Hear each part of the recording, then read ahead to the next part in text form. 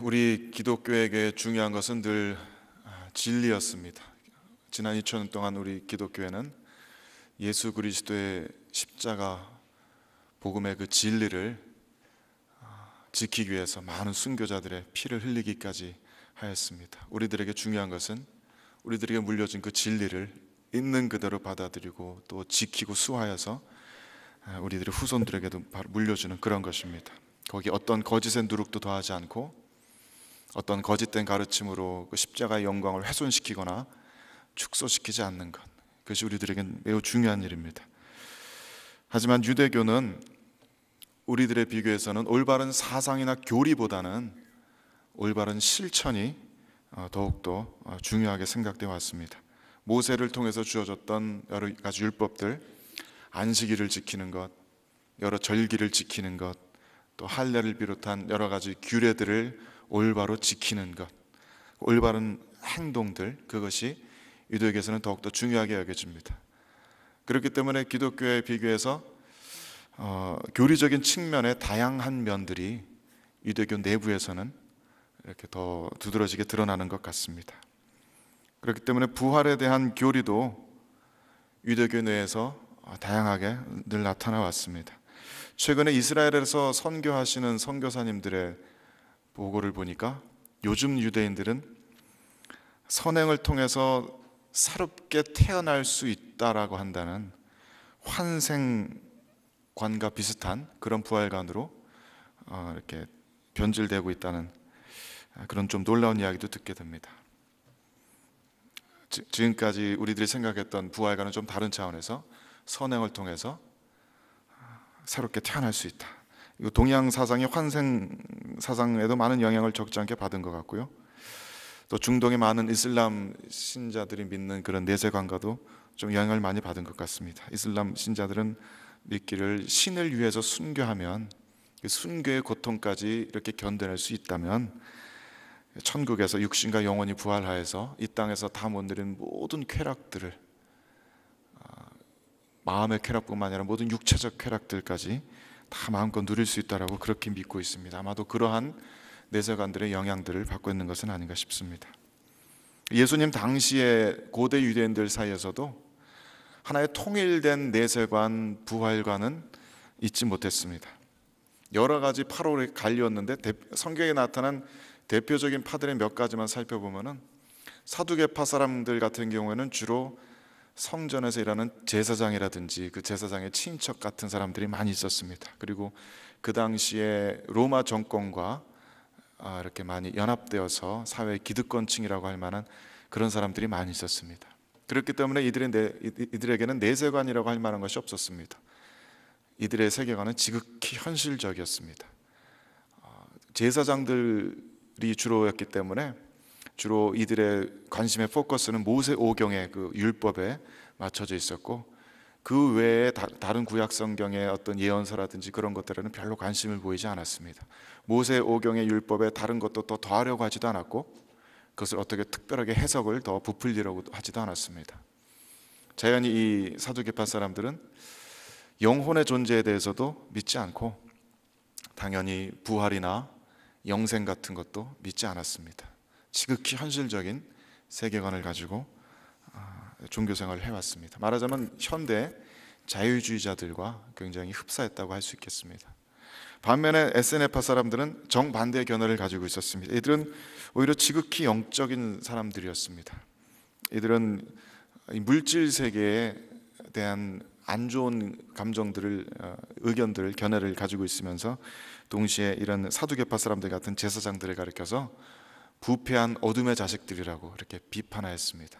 그래서 예루살렘 성전 중심으로 이루어진 사두개파 사람들의 그 신앙생활과는 달리 예루살렘에서 떠나서 광야의 동굴 같은 데 들어가서 자기네들만의 공동체를 이루면서 자기네들의 공동체 안에 하나님께서 새로운 성전을 세우신다는 그런 믿음을 가지고 있었습니다.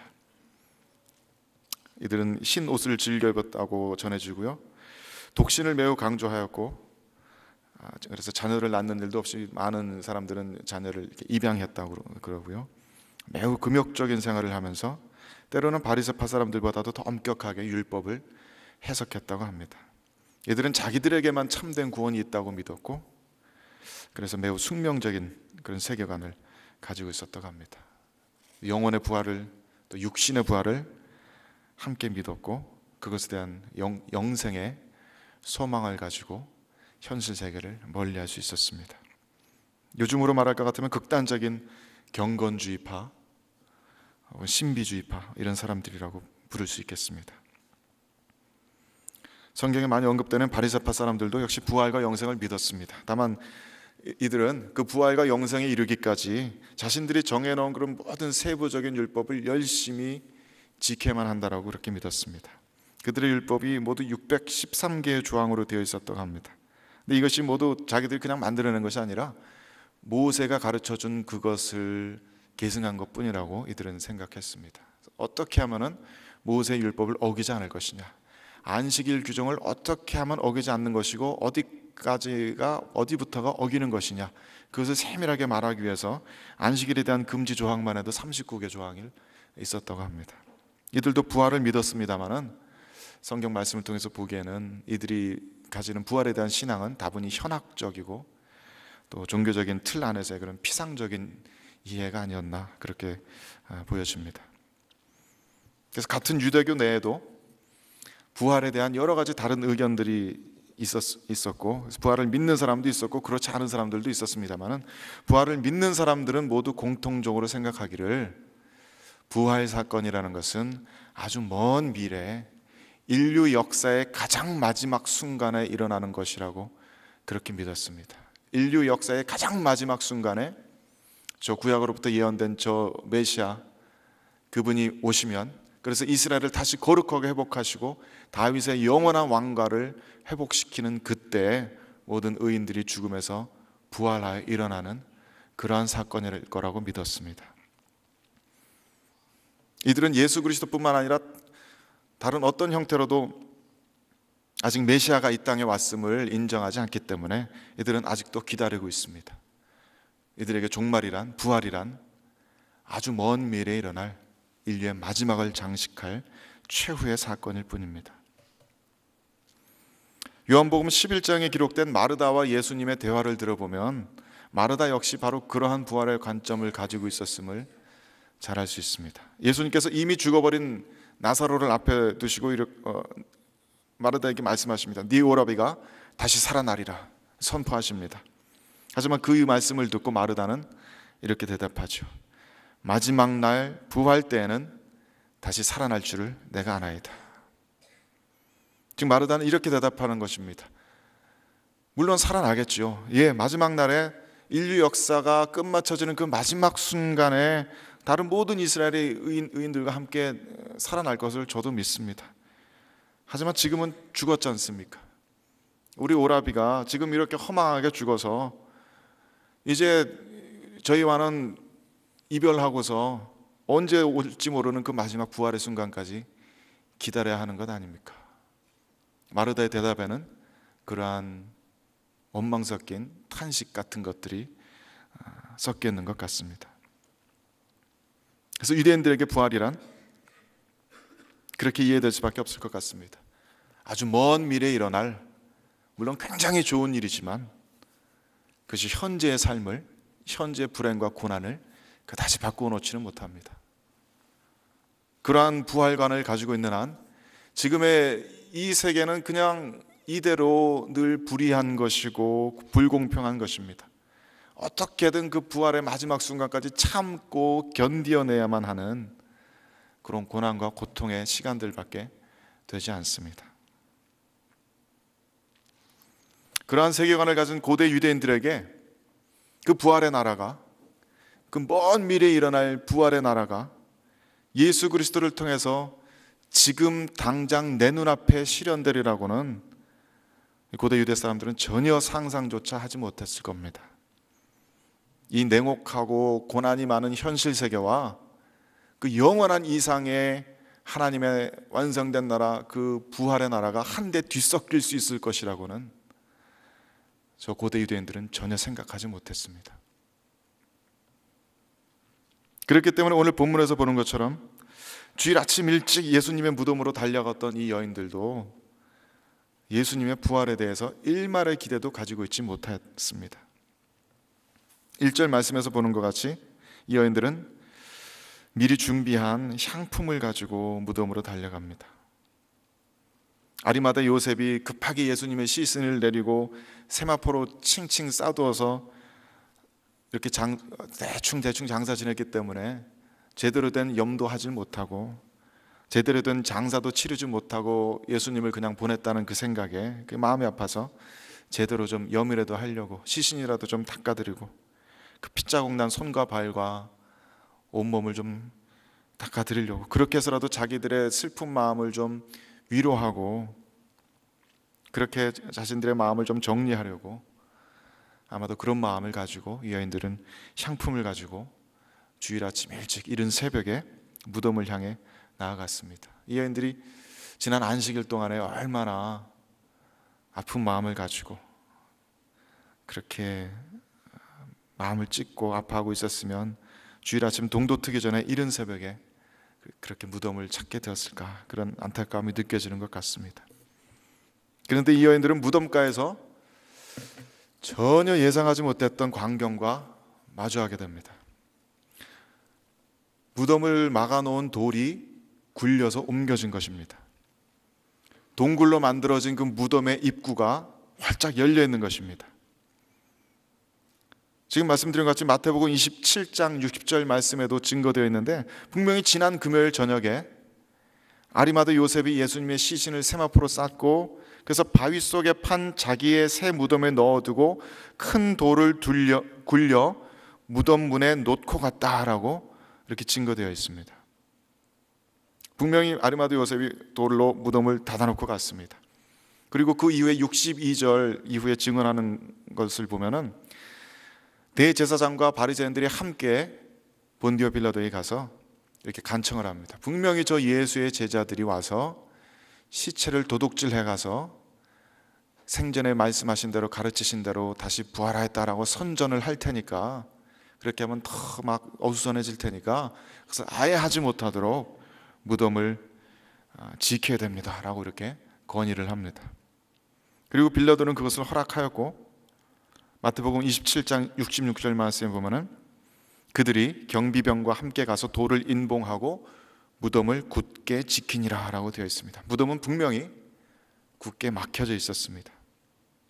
그것이 지난 금요일 오후에 있었던 일인데 주일 아침에 다시 와서 보니까 무덤을 막아놓은 돌이 굴려져 있고 무덤 입구가 활짝 열려져 있는 것입니다. 당연히 이 모습을 본 여인들은 너무나 놀라고 당황했을 것입니다.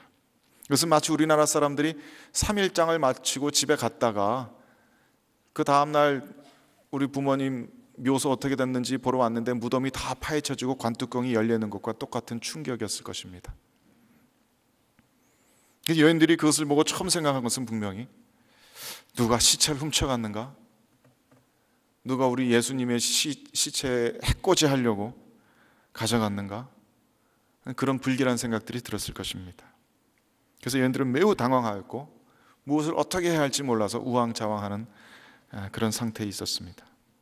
그리고 그때 누가의 표현대로 하면 찬란한 옷을 입은 두 사람을 만나게 되고 여인들은 그 찬란한 옷을 입은 두 사람이 가지고 있는 그 뭐라 말할 수 없는 신성에 압도되어서 놀라서 땅에 엎드러집니다. 그리고 그 사람들로부터 그 천사들로부터 깜짝 놀랄 만한 소식을 듣게 됩니다. 어찌하여 살아있는 자를 죽은 자 가운데서 찾느냐? 살아있는 사람을 왜 무덤 속에서 찾고 있느냐? 예수님은 너희들이 가르치신 대로 부활하셨다.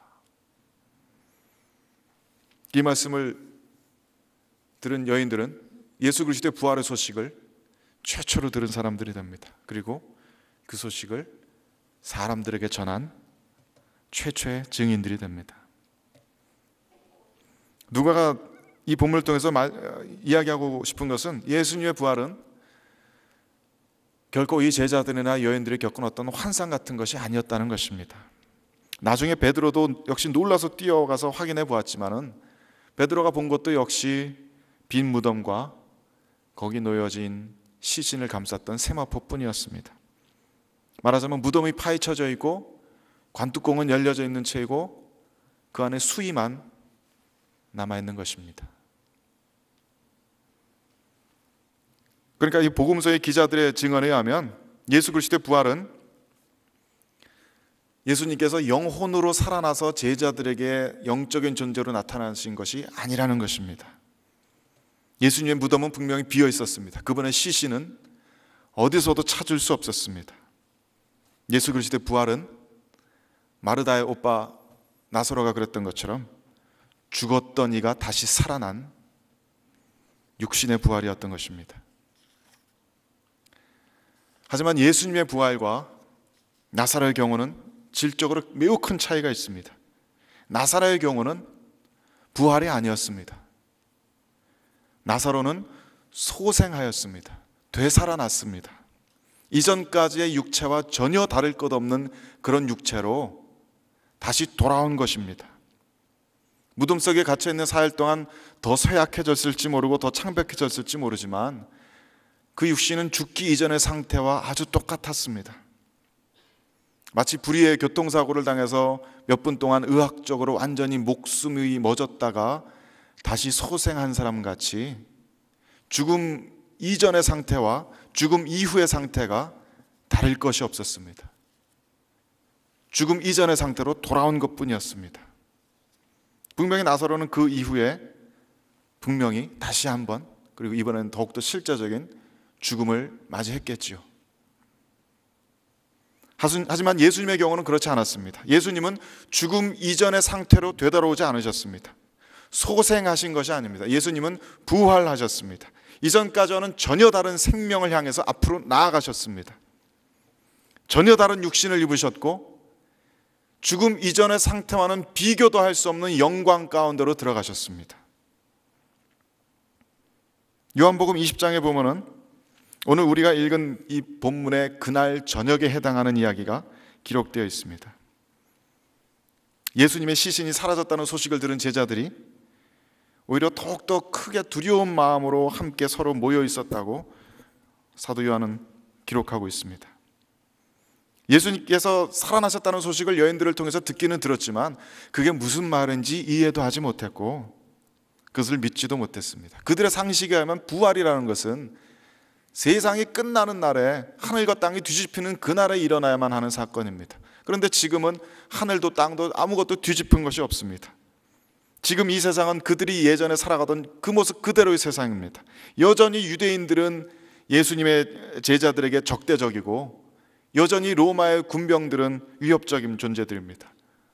이제까지는 괜찮았을지 모르지만 언제 갑자기 이 로마 군병들이 유대인들이 자신들을 잡으러 올지 모릅니다. 언제 어떻게 해코자 할지 모릅니다.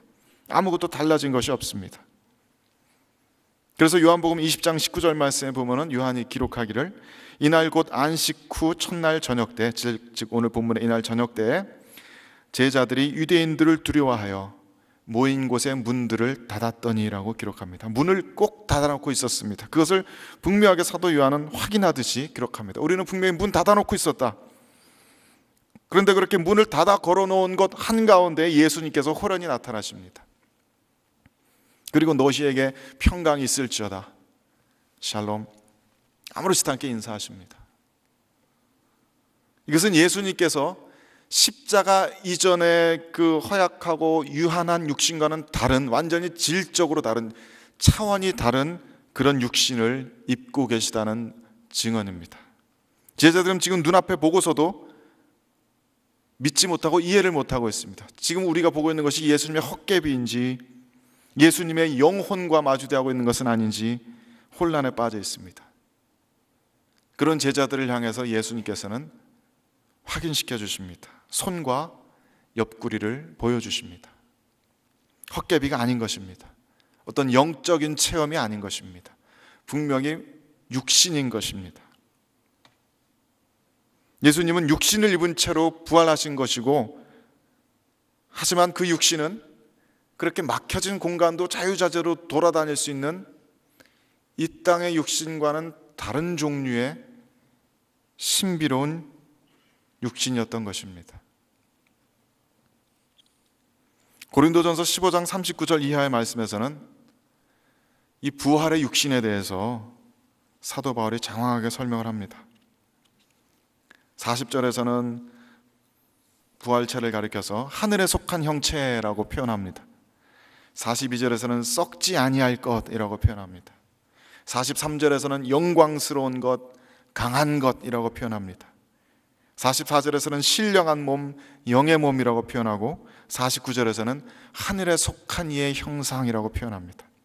그래서 어떤 주석가는 이 로마서 15장 39절 이하의 부분을 보고서 주석하기를, 지금 사도 바울은 자기가 보고 있는 것, 자기가 알고 있는 그것을 무엇라고 표현해야 좋을지 몰라서 적당한 그 표현을 찾지 못해서 고심하고 있는 것처럼 보인다, 그렇게 주석하고 있습니다. 우리의 말로는 그 부활의 육신을 어떻게 표현할 방법이 없는 것입니다.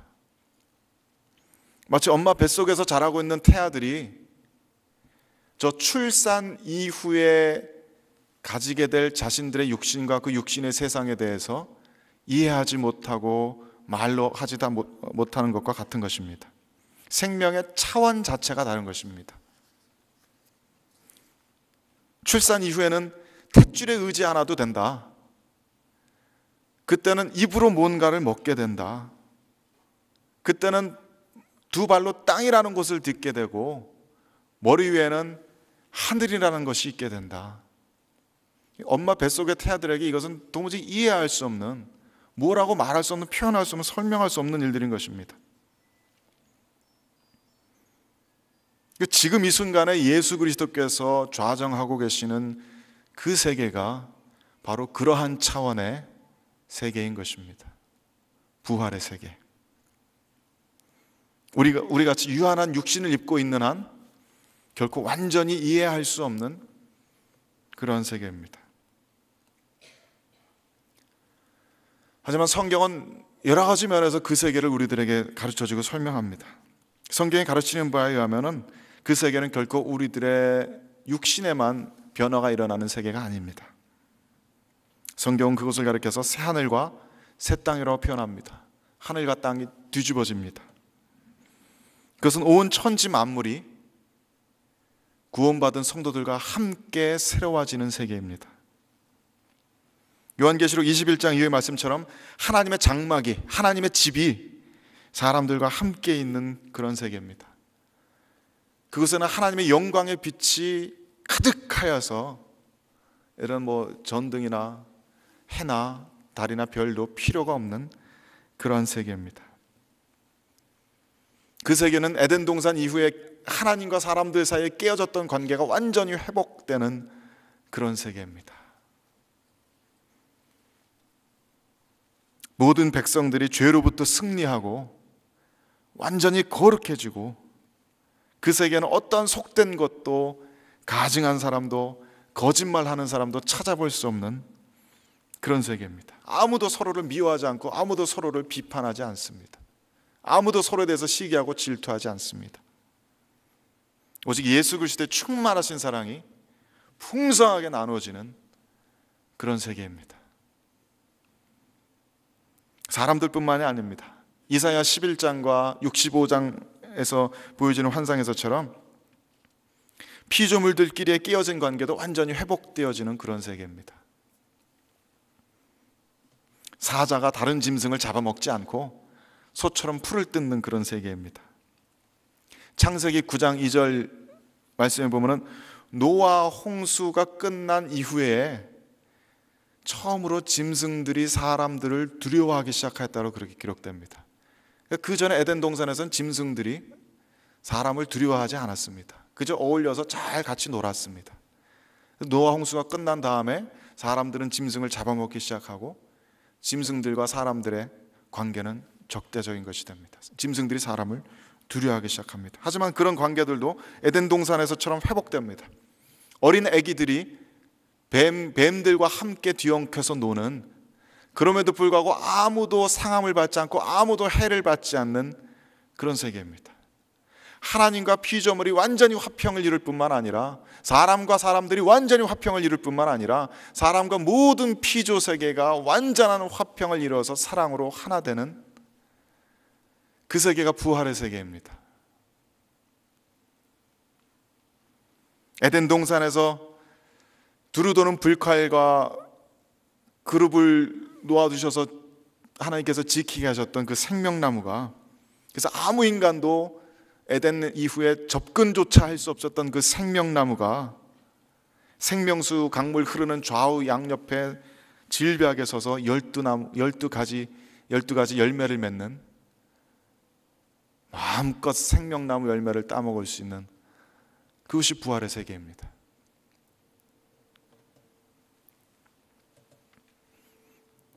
이 부활의 세계는 하지만 단순히 에덴 동산 타락 이전으로 되돌아가는 것이 아닙니다. 이 부활의 세계는 완전히 새로운 새 창조의 세계입니다. 그곳의 백성들은 더 이상 아담처럼 죄의 유혹에 대해서 순진하지 않습니다. 스가랴서 13장 9절 말씀에서처럼 그곳의 백성들은 하나님께서 친히 불 가운데 던져 은같이 전단하며 금같이 시험하신 백성들입니다. 이들은 죄의 유혹에 대해서 강건합니다. 모든 죄의 시험들을 이겨낸 백성들입니다. 강인한 신앙의 용사들입니다. 또한 그곳에서는 더 이상 하나님의 경륜의 비밀들과 예수 그리스도의 구원의 비밀들이 가리워져 있지 않습니다. 예전에는 지금 여기서는 청동거울을 보는 것처럼 희미했던 모든 것들이 그때선 눈앞에 보는 것처럼 환하게 드러날 것입니다. 아무것도 가리워진 것이 없고 아무것도 더 이상 우리가 무지 속에 헤매어 있는 것이 없을 것입니다. 뿐만 아니라 그 옛날 에덴 동산에 그저 하나의 가능성으로만 묻혀있던 모든 땅속의 풍요로운 자원들이 인간 역사를 통해서 풍성하게 개발되어지고 정복되어지고 다스려져서 아름다운 예루살렘 성, 시티를 이루는 그런 세계입니다. 가든에서 시작했던 인류 역사가, 그 하나님의 최소한의 손길만 닿았던 가든에서 시작했던 역사가 거대한 성, 시티, 인류 문화의 절정을 이루는 그곳에서 완성되어지는 세계입니다. 그것이 부활의 세계입니다. 하나님께서 인간을 창조하시고 생육하고 번성하여서 땅을 정복하라, 땅을 다스려라 하신 그 창조 때 문화 명령이 비로소 완전하게 성취되는 그것이 부활의 세계입니다. 그래서 예수님께서 친히 부활하심으로써 우리들에게 증언해 주시는 사실은 그 부활의 세계가 저 고대 유대인들이 믿었던 것처럼 저 먼 미래 인류 역사의 제일 마지막을 장식하는 사건이 아니라 오늘 본문에서 기록하고 있는 이날 이 아침에 지금 이곳에 이 세계에서 시작되었다라는 바로 그것입니다. 부활의 세계는 이미 2000년 전에 시작되었습니다. 우리들의 현실 역사 가운데 시작되었습니다. 그리고 이것은 예수 그리스도 한 분에게만 나타난 특별하고 기적적인 사건이 아닙니다. 고린도전서 15장 20절 말씀에 보면은 이제 그리스도께서 죽은 자 가운데서 다시 살아나사 잠자는 자들의 첫 열매가 되셨다라고 쓰고 있습니다. 이제 모든 성도들이 그리스도의 뒤를 따라갑니다. 그리스도께서는 이후에 성도들에게 이루어질 영광을 미리 보여주신 것뿐입니다. 그리고 오순절의 성령 강림 사건을 통해서 그 부활의 세계는 이 땅에 살고 있는 성도들의 영혼을 통해서 부분적으로나마 성취되었습니다. 성도들은 부활의 세계를 맛봅니다. 성령 세례를 받은 성도들이 이제 저 새 예루살렘 성에서처럼 하나님의 임재하심을 맛보고 체험합니다. 하나님 임재하심과 함께 살게 됩니다. 하나님의 장막이 정말로 사람들과 함께 있게 된 것입니다. 성도들의 심령 속에 모든 속된 것, 가증한 것, 거짓된 것들이 몰아내어지기 시작하였습니다. 성도들의 영혼 속에 진정한 평화들이 맛보아지게 되기 시작하였습니다. 하나님과의 깨어진 관계가 회복되고 사람들끼리의 깨어진 관계가 회복되고 사람들과 피조물 간의 관계들이 회복되어지기 시작했습니다. 성도들은 과거의 육적인 옛사람으로부터 완전히 다른 새로운 피조물이 되어서 영적으로 죽었다가 영적으로 새롭게 태어납니다. 부활합니다. 물론 아직 우리들의 이 죄된 육신이 때로 우리를 방해하고 여전히 우리를 죄의 유혹으로 몰아가지만 그래서 때로 우리는 여전히 옛사람의 모습 그대로 살아가고 있는 것처럼 보이지만 그러한 방해는 결코 영원히 지속되지 않을 것입니다. 이미 부활의 세계는 장차 이루어질 그 완성된 크고 영화롭고 신비한 그 세계에 대한 하나의 보증으로서 우리들의 심령 가운데, 영혼 가운데 주어졌습니다. 그 부활의 세계는 그리스도의 몸된 교회를 통해서 지난 2000년 동안 계속 확장되어져 가고 있습니다. 그런 의미에서 성도들의 삶의 의미는 변화됩니다. 성도들의 삶의 의미라는 것은 이제 더 이상 저 고대 유대 사람들처럼 저 먼 미래에 일어날 부활을 소망하면서 어떻게든지 참고 버텨내야만 한 그러는 시간들이 아닙니다. 성도들은 부활의 세계가 지금 이곳에 이미 이루어졌음을, 그리고 이루어져 가고 있음을, 그리고 보다 더 확장되어지고 있음을 자신의 삶을 통해서 증거하며 살아갈 수 있게 됩니다. 분명히 같은 하늘 아래 같은 땅에 살고 있지만 사람들은, 세상 사람들은 이제 성도들의 삶의 모습을 통해서 이제까지 보지 못했고 경험하지 못했던 무언가 완전히 새로운 삶의 방식이, 새로운 삶의 세계가 거기에 실제로 있음을 목격하게 됩니다. 자신의 목숨마저도 아끼지 아니하고 창조주 하나님과 그 외아들 예수 그리스도의 영광을 위해서 다 내놓고 헌신하는 그런 인간의 본성을 거느리는 신비로운 일들을 세상 사람들은 목격합니다. 자기 아들을 총으로 쏴 죽인 철천지 원수를 오히려 자기 아들로 삼고 사랑하고 용서하는 그 신적인 사랑을 세상 사람들은 목격하게 됩니다.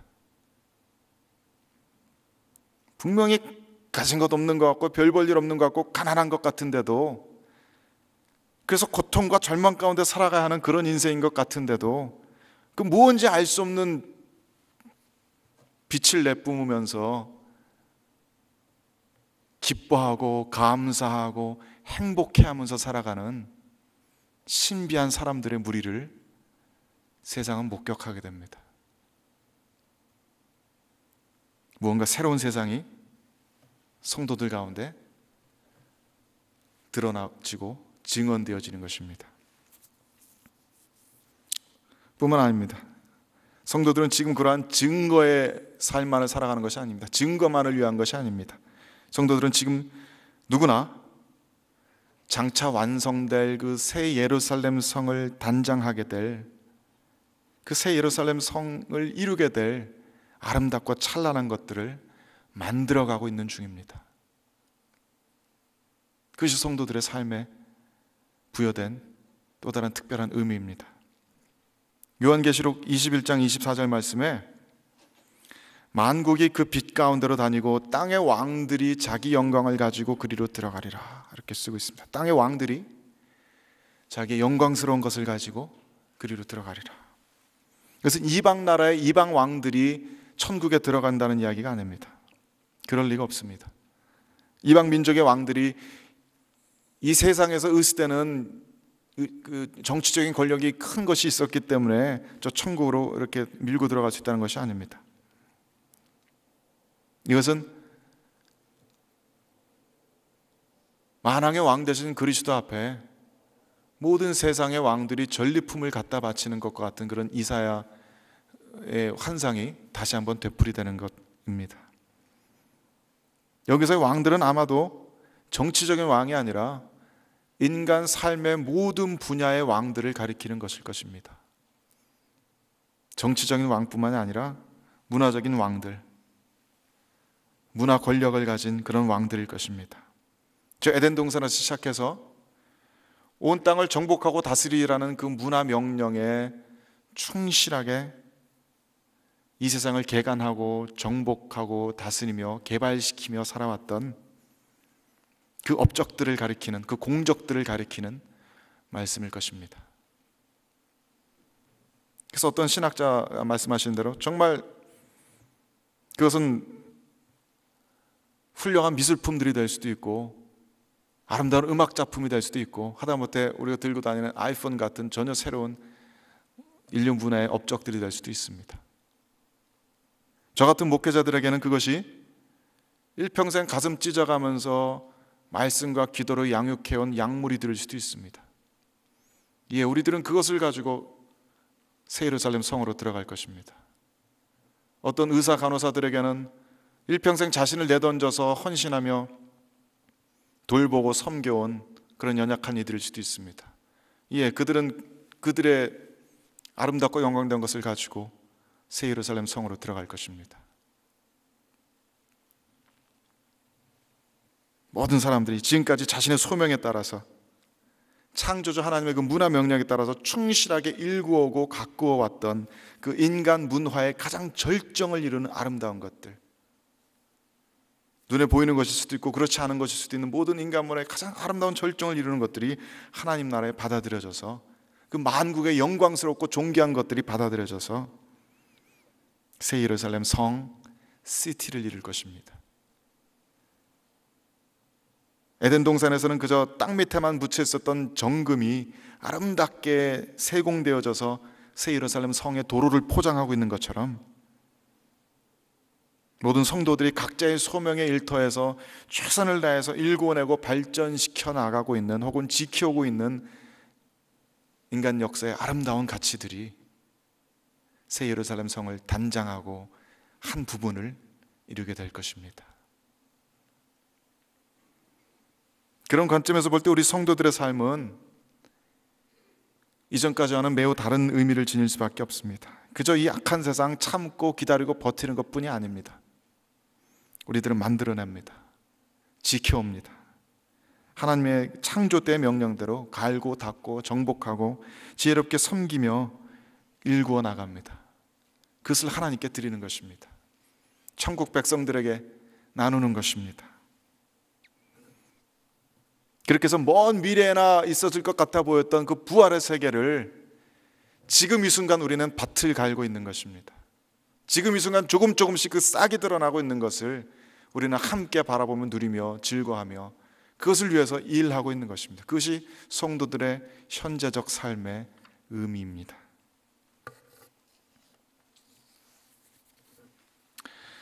우리 성도들에게 부활의 아침은 가장 중요한 날입니다. 1년 교회력 중에 가장 크고 가장 중요하고 기뻐하는 절기가 부활주일입니다. 그와 마찬가지로 일주일 중에서 가장 크고 기쁜 그날이 주님께서 부활하신 날 주일입니다. 우리는 그래서 주님의 부활하신 날을 기념하여서 주일이라고 또 로드스데이라고 부르면서 그날에 모여서 예배를 드립니다. 이제 우리는 더 이상 안식일의 규례에 얽매이지 않습니다. 안식일의 주인이신 주님께서 부활하신 그 아침을 이제는 우리들의 안식일로 지킵니다. 참된 안식이란 그 어떤 절기에 있는 것이 아니라 오직 예수 그리스도 안에 있음을 우리는 그러한 주일 예배를 통해서 고백하는 것입니다. 그렇기 때문에 우리의 부활은 결코 일주일 중 어느 하루에 머물지 않습니다. 매일매일이 우리에게는 부활의 날들입니다. 부활의 세계는 이미 시작되었고 우리는 그 부활하신 예수 그리스도를 영접함으로써 그 부활의 생명력을 우리들의 영혼 가운데서 매일매일 매 순간마다 체험하며 살아갑니다. 그리고 더 이상 세상의 풍조를 따르지 않고 그 부활의 나라의 생명의 성령의 법을 따라 삶으로써 부활의 나라가 지금 이곳에 실존함을 증거하는 부활의 증인들이 됩니다. 말씀을 맺겠습니다. 2000년 전 유대 땅에서 처음 몇 명의 아주 작은 극소수의 유대 여인들에게 증거되었던 그 예수 그리스도의 부활이, 그리고 그분께서 이끌고 오신 부활의 나라가 이제는 온 세상 가운데, 온 민족 가운데 흩어져 있는 수십억 성도들에 의해서 증거되고 있는 줄 우리는 믿습니다. 부활의 세계는 이미 2000년 전에 시작되었고 지금도 계속해서 지금 이곳에서 우리 각자 성도들의 삶의 자리에서 점점 견고해져 가고 있는 줄 믿습니다. 우리에게 부활을 가져다 주신, 부활의 나라를 가져다 주신 주 예수 그리스도를 찬양합니다. 함께 기도하겠습니다.